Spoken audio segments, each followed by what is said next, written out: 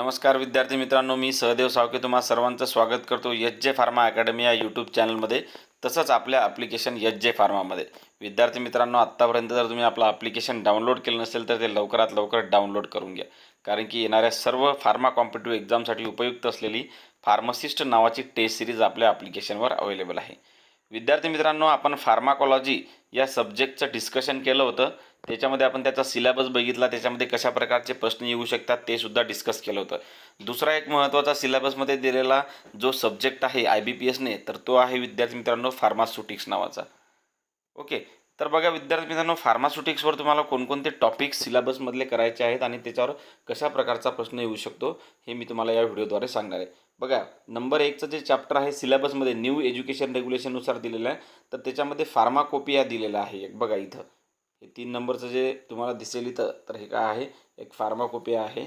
तर तुम्हाला याच्यामध्ये काय करायचं आहे विद्यार्थी मित्रांनो, Indian pharmacopoeia, British pharmacopoeia, USP, national pharmacology आणि एक्स्ट्रा फार्माकोपियाज यांचे जे सायलंट फीचर्स आहेत वगैरे ते करायचे. म्हणजे फॉर एक्झाम्पल आता इंडियन फार्माकोपिया आहे, तो फर्स्ट एडिशन कधी रिलीज झालं, सेकंड कधीचं आहे, थर्ड कधीचं आहे, किती टोटल एडिशन आत्तापर्यंत काय झालेले त्याचे पब्लिश झालेले आहेत. मग हे इंडियन फार्माकोपिया कोण पब्लिश करतं, कोणाद्वारे पब्लिश केलं जातं, कोणत्या मिनिस्ट्रीच्या अंडरमध्ये येतं, याचं हेड ऑफिस कुठे आहे सध्या. मग तर अशा प्रकारचे प्रश्न तुम्हाला विचारू शकतात. मग तसंच British pharmacopoeia, United state pharmacopoeia हे पहिलं एडिशन यांचं कधी आलं किंवा लेटेस्ट एडिशन कोणतं आहे, अशा प्रकारचा प्रश्न ते विचारू शकतात. जास्त डिटेलमध्ये याच्यामध्ये जायचं काम नाही. किंवा मग आता फॉर एक्झाम्पल जे इंडियन फार्माकोपिया आहेत, फर्स्ट, सेकंड, थर्ड वगैरे, तर यांचे सायलेंट फीचर्स काय आहेत, म्हणजे याच्यामध्ये काय ॲडिशन करण्यात आलं, काय डिलीट करण्यात आलं, हे तुम्हाला RM मेहताचं जे बुक आहे विद्यार्थी मित्रांनो, जे जुन्या सिलेबसनुसार फर्स्ट इयरचं, तर त्याच्यामध्ये तुम्हाला हे भेटून जाईल. एकदा जर वाचलं तर तुम्हाला सगळं समजून जाईल. आलं लक्षात? अशा प्रकारचा प्रश्न याच्यावर विचारू शकतात. त्यानंतर विद्यार्थी मित्रांनो बघा, पॅकेजिंग मटेरियल दिलेलं आहे. याच्यामध्ये आता तुम्हाला माहीत असेल की आपण जे फार्मास्युटिकल प्रॉडक्ट यूज करतो, तर त्यांना पॅक करण्यासाठी वेगवेगळं मटेरियल आपण यूज करतो. ग्लास, प्लास्टिक, त्याच्यानंतर त्याला आपण कंटेनर्स म्हणतो, क्लोजर्स म्हणतो, आहे की नाही, सगळ्या मटेरियलपासून बनलेलं असतं. मग या मटेरियलमध्ये कोणकोणते काय विद्यार्थी मित्रांनो ॲडिटिव्ज वगैरे यूज करतात का, जसं व्हल्कनायझिंग एजंट वगैरे आपण रबरमध्ये यूज करतो, किंवा लुब्रिकंट्स किंवा कलरिंग एजंट्स, अंबल कलर ग्लास वगैरे बनवण्यासाठी कलरिंग एजंट्स वगैरे यूज करतो. किंवा मग वेगवेगळे जे ग्लास आहेत त्या ग्लासचे वेगवेगळे टाईप कोणते आहेत, या ग्लासवर कोणकोणत्या टेस्ट करतात, आहे का नाही, अल्कली वगैरे रिलीज करतात, तर मग त्याच्यासाठी कोणती हायड्रोलायटिक रेजिस्टंट टेस्ट वगैरे असतं. प्लास्टिक वगैरे कोणकोणते आहेत, किंवा ग्लासच्या जे टाईप्स आहेत, टाईप 1, टाईप 2 वगैरे आहेत का नाही, हे सगळ्या प्रकारचे याच्यावर काय विचारू शकतात, प्रश्न विचारू शकतात. बोरोसिलिकेट ग्लासचा उपयोग कशासाठी होतो. त्यानंतर मग IV फ्लुइड जे आहेत, किंवा आपण शरीरामध्ये इंट्राव्हिनसली घेण्यात येणारे जे फ्लुइड्स आहेत, पॅरेंटल प्रिपरेशन्स, त्यांच्यासाठी कोणते म्हणजे मटेरियल आपण यूज करतो, ग्लास कोणत्या ग्लास वगैरे यूज करतो, अशा प्रकारचे सर्व ते प्रश्न विचारू शकतात. किंवा मग एरोसोल पॅकेजिंगमध्ये विद्यार्थी मित्रांनो जो डीप ट्यूब असते, ती डीप ट्यूब कोणत्या प्लास्टिकपासून बनलेली असते, आहे का नाही, तर अशा प्रकारचा प्रश्न हे याच्यामध्ये विचारतात. त्याच्यानंतर विद्यार्थी मित्रांनो बघा, हे 3 नंबरचे चॅप्टर आहे. याच्यामध्ये बघा, pharmaceutical aid, organoleptic, colouring, flavouring and sweetening agent, प्रिझर्वेटिव्हमध्ये डेफिनेशन, टाईप विथ एक्झाम्पल आणि युजेस. आता हे फार्मास्युटिकल एड म्हणजे काय, आपण एखादा प्रॉडक्ट बनवतो, तो प्रॉडक्ट चांगला बनण्यासाठी, म्हणजेच त्याच्यामध्ये मग आपण कलरिंग एजंट किंवा फ्लेवरिंग एजंट, स्वीटनिंग एजंट वापरतो, आहे की नाही. तर हे एजंट्स तुम्हाला माहीत असायला पाहिजे बा, स्वीटनिंग एजंट्स आहेत. मग आर्टिफिशियल स्वीटनिंग एजंटचं एक्झाम्पल काय आहे, त्याच्यानंतर मग नॅचरल स्वीटनिंग एजंटचं काय आहे, कोण सगळ्यात जास्त स्वीट आहे की नाही, अशा प्रकारचे प्रश्न तुम्हाला विचारतो, याच्यामध्ये विचारण्यात येतात. कलरिंग एजंटमध्ये कोणकोणते कलर्स अप्रूव्ड आहेत की जे आपण यूज करू शकतो.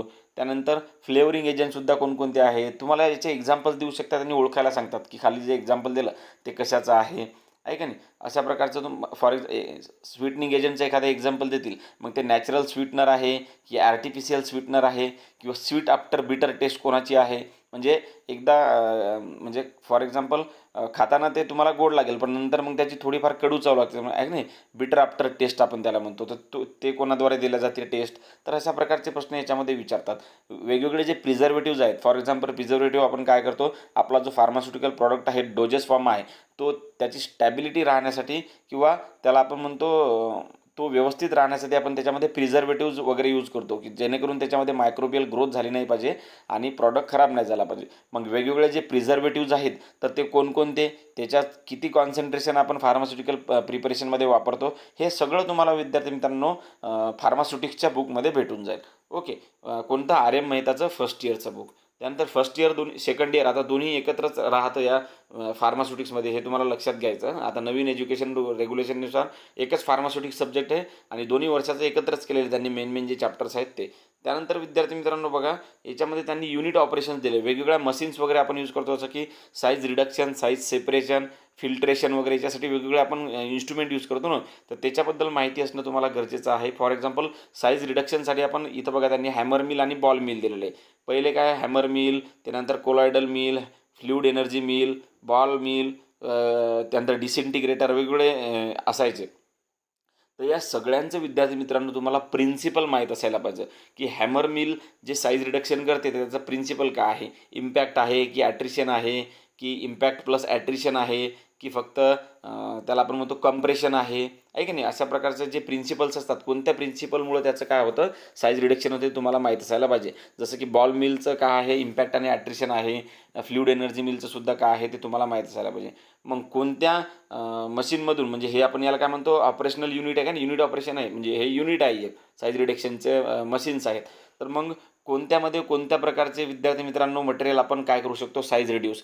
फॉर एक्झाम्पल एखादं जर खूप हार्ड मटेरियल असलं तर त्याच्यासाठी आपल्याला कोणती मिल यूज करायची हे सगळं तुम्हाला कशामध्ये भेटणार, बुक्समध्ये भेटणार. हे जर वाचलं तर बेसिक एकदा फक्त वाचून घेतलं तुमचं हे सगळं होऊन जाईल.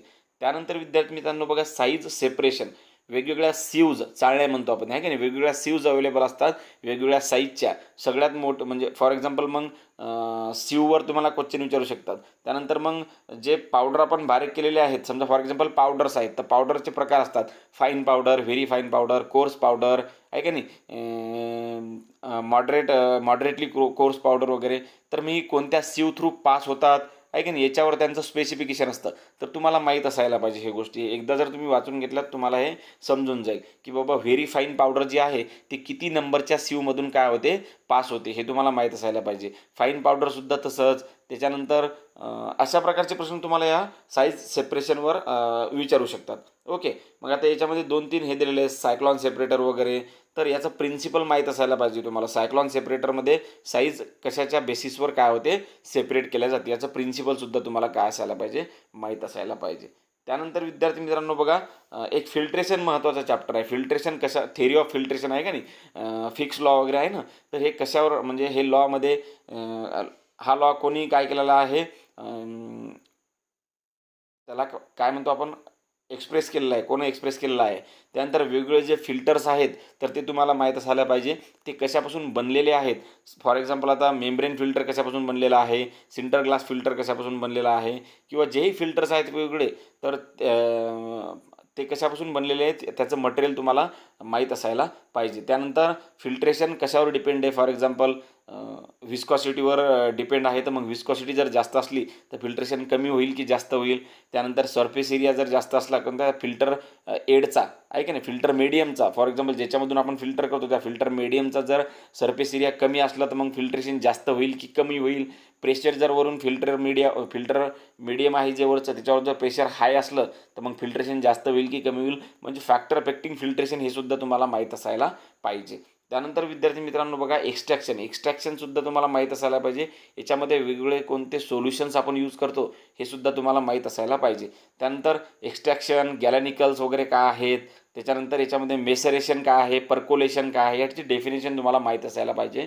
पेपरमध्ये याच्यावर प्रश्न 100% विचारण्यात येतो. आलं लक्षात. मग वेगवेगळ्या मेथड्स कोणकोणत्या आहेत एक्स्ट्रॅक्शनच्या, double maceration method, triple maceration method, single maceration method. हे मेसरेशनच्या मेथड, एक्सट्रेशनच्या मेथड, त्यानंतर वेगवेगळ्या जे मेथड्स आहेत एक्स्ट्रॅक्शनच्या, तर हे तुम्हाला माहीत असायला पाहिजे. याच्यावर प्रश्न येऊ शकतो, त्याच्यामुळे तुम्हाला थेरी वाचून काढणं हे खूप महत्त्वाचं आहे. त्यानंतर महत्त्वाचं बघा, सगळे जे डोजेस फॉर्म आहेत, tablet, capsule, liquid preparation, topical preparation, यांच्यावर तर हमखास प्रश्न विचारू शकतात. Basic questions. For example tablet आहे तर मग टॅबलेटचे वेगवेगळे प्रकार आहेत, तुम्हाला माहीत असायला पाहिजे. Coated tablet, uncoated tablet, multilayer tablet, त्यानंतर आपण त्याला काय म्हणतो, extended release tablet, sustain release tablet. तर मग विद्यार्थी मित्रांनो, हे तयार करण्यासाठी कोणती मेथड यूज करतो, त्याच्यामध्ये कोणते ॲडज्युअंट्स, ॲडिटिव्ज किंवा फार्मास्युटिकल एड आपण यूज करतो हे तुम्हाला माहीत असायला. फॉर एक्झाम्पल टॅबलेट प्रिपरेशनसाठी आपण सोल्युशन्स यूज करतो, बाइंडर्स, कलरिंग एजंट्स, त्यानंतर लुब्रिकंट्स ग्रॅन्युलेशनसाठी आपण ग्रॅन्युल लुब्रिकेट होण्यासाठी ग्लायडंट्स वगैरे वापरतो, तर त्यांचे एक्झाम्पलसुद्धा विचारतात. 4 ऑप्शन दिले असतात, त्याच्यामध्ये तुम्हाला विचारतात which of the following is an gliding agent किंवा लुब्रिकेटिंग एजंट किंवा कलरिंग एजंट, असं तुम्हाला प्रश्न विचारू शकतात. त्यानंतर टॅबलेट प्रिपेअर करताना वेगवेगळे प्रॉब्लेम्स असतात. डिफेक्टिव्ह प्रॉब्लेम म्हणतो आपण, कॅपिंग, त्याच्यानंतर स्टिकिंग वगैरे, आहे का नाही, अशा प्रकारचे मोटलिंग वगैरे. तर अशा प्रकारचे जे प्रॉब्लेम्स आहेत. आता मोटलिंग म्हणजे काय असा प्रश्न विचारू शकतात. मग अनइक्वल डिस्ट्रीब्युशन ऑफ कलर म्हणजे मोटलिंग. त्यानंतर कॅपिंग म्हणजे काय, स्टिकिंग म्हणजे काय. तर अशा प्रकारचे प्रश्न तुम्हाला या टॅबलेटवर विचारू शकतात. मग टॅबलेटच्या वेगवेगळ्या प्रकारचा आहेत. तर हे प्रकारचा डिसइंटिग्रेशन टाईम काय. फॉर एक्झाम्पल कोटेड टॅबलेटचा डिसइंटिग्रेटिंग टाईम काय, शुगर कोटेड टॅबलेटचा डिसइंटिग्रेटिंग टाईम काय, एक्सटेंडेड रिलीज टॅबलेटचा इंटिग्रेशन टाईम काय, किंवा कोणत्या टॅबलेटला डिझॉल्युशनचं कामच नाही, डिसेंट्रिगेशनचं कामच नाही, म्हणजे डायरेक्ट ते डिझॉल्व्हच केल्या जातात. कारण की आपण चेवेबल टॅबलेट काय करतो, डायरेक्टली चावतो ना, त्याच्यामुळे शरीरामध्ये जाऊन त्याचं डिसइंटिग्रेशन होण्याची गरज नाही. मग chewable tablets are not mean for disintegration, आहे का ना. अशा प्रकारचे प्रश्न तुम्हाला ते विचारू शकतात. कॅप्सूलमध्ये वेगवेगळ्या कॅप्सूल साईज असतात.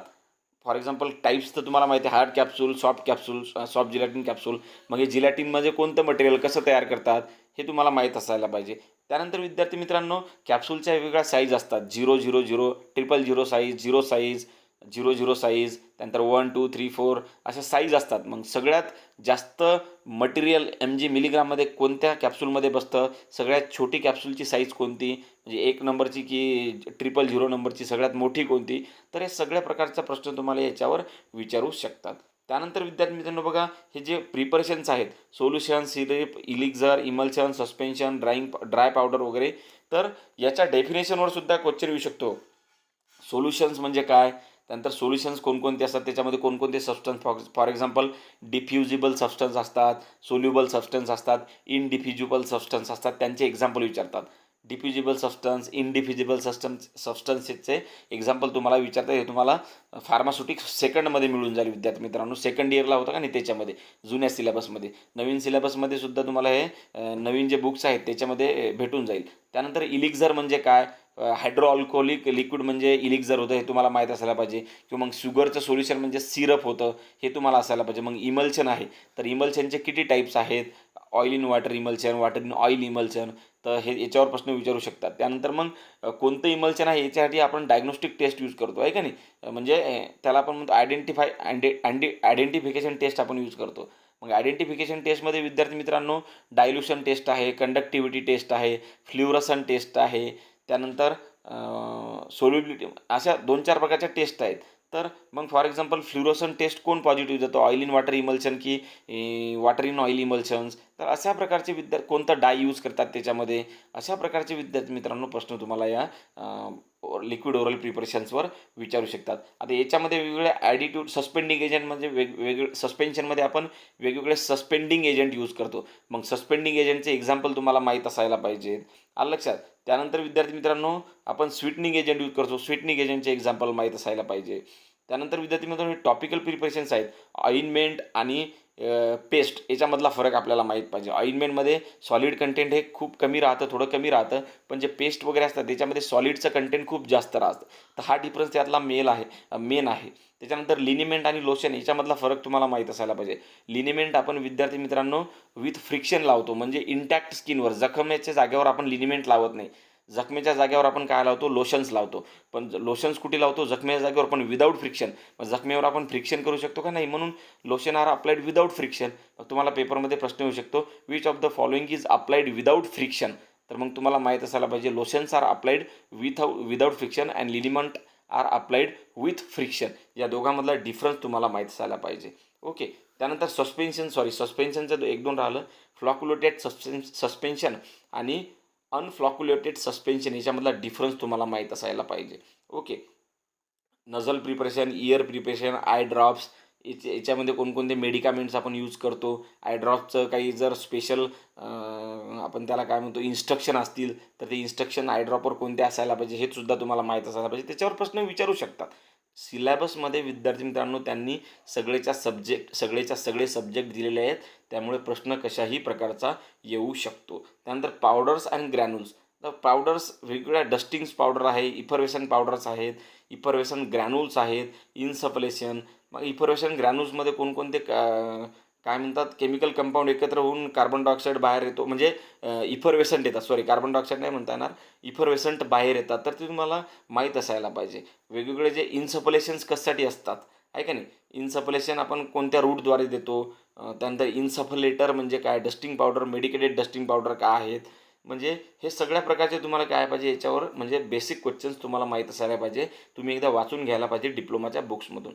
स्टराईल फॉर्म्युलेशन्स आहे, injectables, eye drops, I ointment यांच्या स्टराईल कंडिशन कोणत्या असायला पाहिजे, याच्यामध्ये कोणते मेडिकामेंट्स असतात, प्रिझर्वेटिव्ह यूज कोणते करतो. त्यानंतर इम्युनॉलॉजिकल प्रॉडक्टमध्ये सेरा, व्हॅक्सिन, टॉक्झिट आणि their manufacturing method. For example वेगवेगळ्या व्हॅक्सिन्स कोणत्या मेथडद्वारे तयार करतात, मग ते लाईव्ह व्हॅक्सिन्स आहेत, लाईव्ह ॲटिन्युएटेड व्हॅक्सिन्स आहेत की किल्ड व्हॅक्सिन्स आहेत, व्हायरल व्हॅक्सिन्स कोणत्या, बॅक्टेरियल व्हॅक्सिन्स कोणत्या, ते कशा प्रिपेअर करतात, कोणते मायक्रोब्स त्याच्यामध्ये असतात, किल केलेले आहे की नाही. लाईव्ह ॲटिन्युएटेड असतात आणि किल्डमध्ये किल केलेले असतात. टॉक्झॉइड्स म्हणजे काय, सेरा म्हणजे काय, आणि प्रिपरेशिंग म्हणजे याच्यामधल्या मेथड्स पाहिजे की तुम्हाला माहीत असायला पाहिजे कशा तयार करतात हे, आणि कोणत्या डिसीजच्या अगेन्स्ट ती ॲक्ट म्हणजे यूज होते. हे सगळ्या प्रकारचे प्रश्न तुम्हाला माहीत असायला पाहिजे. बघा विद्यार्थी मित्रांनो, शेवटचा जो 7वा चॅप्टर आहे नोवेल ड्रग डिलिव्हरी सिस्टीम, त्याच्यामध्ये introduction, classification with example, advantage and challenges. बघा वेगवेगळे जे न्यू ड्रग डोजेस फॉर्म आहेत, जसं की सस्टेन रिलीज डोजेस फॉर्म, असं नाही म्हणू शकत आपण सस्टेन रिलीज, पण फॉर एक्झाम्पल स्किनच्या अंडरमध्ये पॅचेस वगैरे टाकतो आपण, तर ते एक न्यू ड्रग डिलिव्हरी सिस्टीम म्हणतो ना. मग न्यू ड्रग डिलिव्हरी सिस्टीम्स कोणकोणते आहेत, त्यानंतर त्याच्यामध्ये कोणकोणते मेडिकामेंट्स आपण यूज करू शकतो, त्याच्याद्वारे देऊ शकतो. तर अशा प्रकारचे प्रश्न याच्यावर सुद्धा येऊ शकतात. तर हा फार्मास्युटिक्ससुद्धा एक महत्त्वाचा सब्जेक्ट आहे. याच्यावर सुद्धा तुम्हाला काय विद्यार्थी मित्रांनो सगळं डिटेलमध्ये अभ्यास करायचा आहे. याच्यामध्येच विद्यार्थी मित्रांनो एक प्रिस्क्रिप्शन नावाचा चॅप्टर होता सेकंड इयरमध्ये, पोसोलॉजी, प्रिस्क्रिप्शन्स वगैरे. तर हे इथं याच्यामध्ये दिलेले नाही, तर दुसऱ्या सोशल फार्मसीमध्ये दिलेले आहेत. ते सोशल फार्मसी नवीन सब्जेक्ट इंट्रोड्यूस केला त्याच्यामध्ये दिलेले आहेत. तर ते सुद्धा तुम्ही या नवीन जुन्या बुक्समधून करू शकतात. पार्ट ऑफ प्रिस्क्रिप्शन असतात ना, इन्स्क्रिप्शन म्हणजे काय, सुपरस्क्रिप्शन म्हणजे काय, त्याच्यानंतर विद्यार्थी मित्रांनो सिग्नेचुरा म्हणजे काय, त्याच्यानंतर मग वेगवेगळ्या लॅटिन टर्म्स आहेत की बाबा ऑन्जिएंटम म्हणजे काय, पेस्टा म्हणजे काय, टॅबेला म्हणजे काय, त्यानंतर डेग्लुटिनेशन म्हणजे काय, असे प्रकारचे वेगवेगळ्या जे अँटीसिबोस, सिबोस, कोक्लेअर मॅग्नम, कोक्लेअर ॲम्पुलम, असे सगळे प्रकारच्या लॅटिन टर्म आणि त्याचं मिनिंग तुम्हाला माहीत पाहिजे. 1 टेबलस्पून फुल म्हणजे किती ml, 2 टेबलस्पून फुल म्हणजे किती ml, टम्बलर फुल म्हणजे किती ml, वाईन ग्लास फुल म्हणजे किती ml. तर हे सगळं तुम्हाला लॅटिन टर्म जर तुम्ही केल्या, सेकंड इयरच्या बुकमध्ये आहेत जुन्या सिलेबसच्या, कोणत्या RMA त्याच्या, तर ते तुम्हाला माहीत असायला पाहिजे. त्यानंतर मग पोसोलॉजी, वेगवेगळे डोजेस असतात चाइल्डसाठी, ॲडल्टसाठी. मग चाइल्डसाठी जे डोजेस फॉर्म आहेत ते कसे कॅल्क्युलेट करायचे, चाइल्डसाठी डोजेस फॉर्मसाठी वेगवेगळे फॉर्म्युले आहेत, young formula, dealing formula, flight formula. तर हे कशावर डिपेंड आहे, for example as in month upon 150 into adult dose हा कोणता फॉर्म्युला आहे, किंवा as in year plus 12, as in year upon as in year plus 12 into adult dose हा कोणता फॉर्म्युला आहे. हे सगळ्या प्रकारचे विद्यार्थी मित्रांनो फॉर्म्युलाज तुम्हाला माहीत असायला पाहिजे. अशा प्रकारे आज आपण काय केलेलं आहे, फार्मास्युटिक्ससुद्धा डिस्कस केलेला आहे. याच्यावर अजून तुम्हाला जर काही वाटलं तर मला तुम्ही कमेंटद्वारे कळवू शकता की काय प्रॉब्लेम आहे. जय हिंद, जय महाराष्ट्र.